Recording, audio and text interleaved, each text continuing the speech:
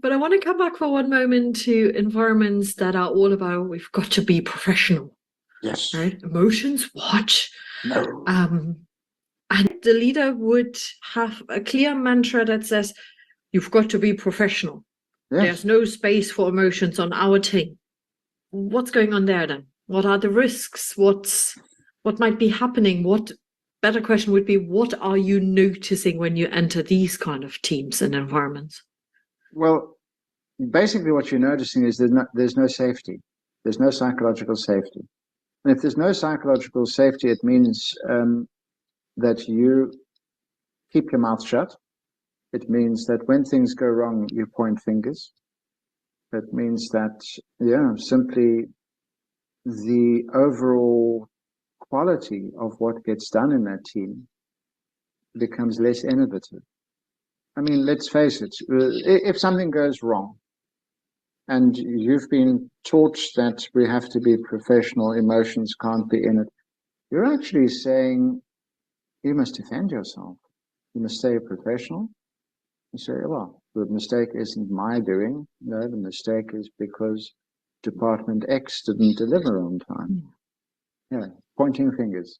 So we have to justify our actions. And to me, justification, I'm not saying that you must never justify something, but in general, we justify far too much. Instead of? Well, often we just simply we can just leave it behind. I mean, this is the same question when people need to tell another person no, and they have to give a no answer. A lot of people say no, and then comes a huge explanation because of this, and because of that, and because of this, and because of that, and this is that, and that's the. What are you doing? Why the necessity to expound to such a degree on all the reasons why you are now saying no?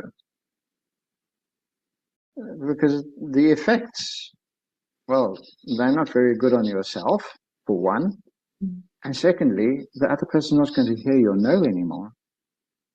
They're thinking of all the things that they can hook into to prove you're wrong and that you should say yes. So this is this typical interaction you see in teams where we have to remain professional. Because that means everything I do, I have to justify. And I'm smiling away here because I remember when I moved from Germany to the UK, and I think it was just my second job in the UK, and a colleague of mine was asking me a question, and call it my Germanic way or call it just Kathleen's way, whatever it was. Mm-hmm. I said no, because the answer for me was no. And I still see her sitting right in front of me in disbelief, utter surprise and shock that someone could just say no.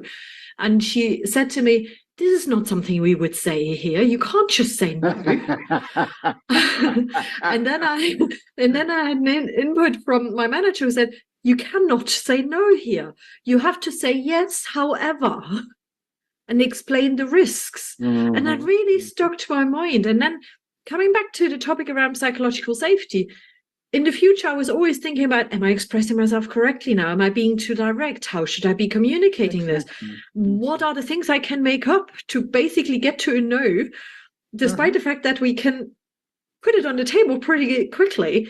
And did it impact me in a very negative way? No. Yeah. But I question myself certainly more often than usual.